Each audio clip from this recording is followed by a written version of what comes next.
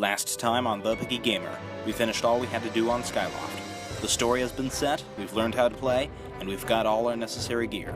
No more diversions, no side quests, let's just get to the surface and start our adventure as quickly as possible. Alright, so I'll just jump off the platform and ride my Loftwing. Think you gotta jump off the platform and ride your Loftwing? Yep, thanks, Spy.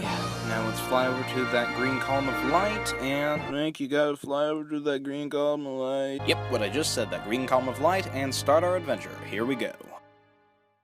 We first land in the sealed grounds. It's not a very large area, but it serves as the place where a large chunk of the story takes place throughout the game, as well as being a giant multi-layered arena for future boss fights. There are some vines that you can climb occasionally, but all it ever leads to is hearts or rupees. So I think they were just placed there to make it look less empty. There are also almost no enemies to be found here. This is probably because it's meant to be a multi-layered arena, and having too many distractions could hinder progress during certain fights. One of the few places where there are enemies is at the very beginning, and these new enemies are the Deku Babas. Unlike Deku Babas in previous games, these enemies require you to slice them either vertically or horizontally, depending on what type of mouth they have. Sometimes you'll get it right, and other times you'll just try again, and again, and again, and it just won't work. Deku Babas are one of the worst offenders for enemies that make people hate Skyward Sword because of the motion controls. But it's not like they're a constant presence, so just take your time and make precise cuts when you have to, and, well, avoid them when you can. I know I've been joking about some of Fi's less than helpful hints along the way, but a neat, if not entirely useful, thing she can do is scan enemies. If you signal Fi while Z-targeting an enemy, NPC, or some objects, she will tell you a bit about them, including lore, hints on how to beat them, how many of them you've beaten, and your battle performance with this enemy. It can occasionally be helpful to learn about weak spots, but they're usually pretty apparent, so it's really just best for learning more about the game's lore, and sometimes even a few laughs. Next up is a cutscene not unlike the dream sequences we've seen before, only with this one obviously taking place with Link being awake. The evil Pac-Man returns, appearing to devour Link before the dream ends, and then the wind turns Link's attention to the mysterious structure behind him. This cutscene raises the atmosphere of mystery and the unknown, and I love it to death. The next place to check out is the multi-layered arena. Once Link reaches the bottom, he is told by a mysterious voice to do a skyward strike at the evil aura and unleash its power. Now, I am still young and have yet many things to learn in this world, but generally I make sure not to take aim at evil auras and unleash their powers. In fact, the first time I played this game, I flat out refused to do it for a long time. But when you do as the voice says, as you have no other options, the dark energy surrounding it goes away and air vents come out of holes in the ground. It seems that something good happened, so why did the voice say to do this? Well, I think when the voice refers to it means the sword, as in unleash the sword's power on the evil aura. It's a rare instance of poor wording by the Nintendo Treehouse. Or maybe I was the only one to misinterpret it. Let me know what you thought of this line in the comments. After this, Fi opens up a new feature of the game, dowsing.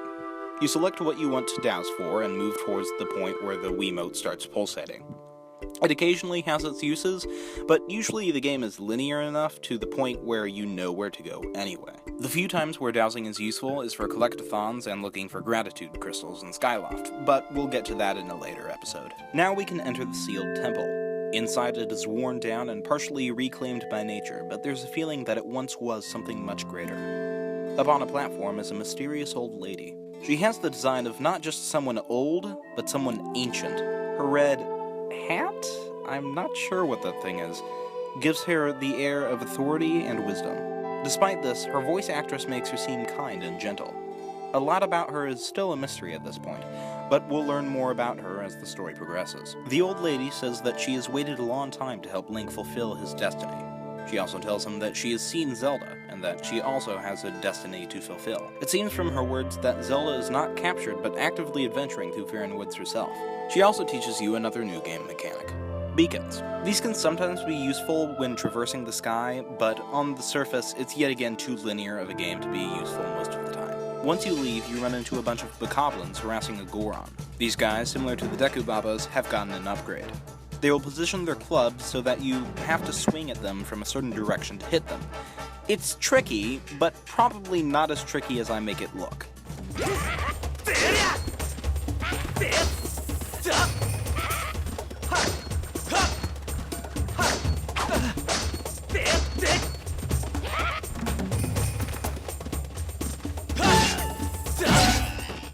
That was embarrassing.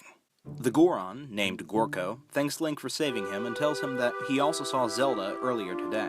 He'll then tell you about the saving statues on the surface. They're practically identical, but they can also bring you back up to the sky. Gorko will go on and on about a certain magical island floating in the sky if you let him. I think the game was trying to be funny, what with his references to things we know is true, and then his deviations where it's obviously untrue, but I don't know, I guess the jokes just didn't hit with me. It does give some more information about him, establishing him as an avid archaeologist, if a bit misinformed. Because of his knowledge, he will occasionally meet you throughout the game to tell you a bit about the lore and how to progress. And that covers it for the Sealed Grounds. So far, this introduction to the service has been more story-based, with a bit of gameplay occasionally sprinkled in. Next up is the Faron Woods, which has a weaker emphasis on story and a stronger emphasis on gameplay.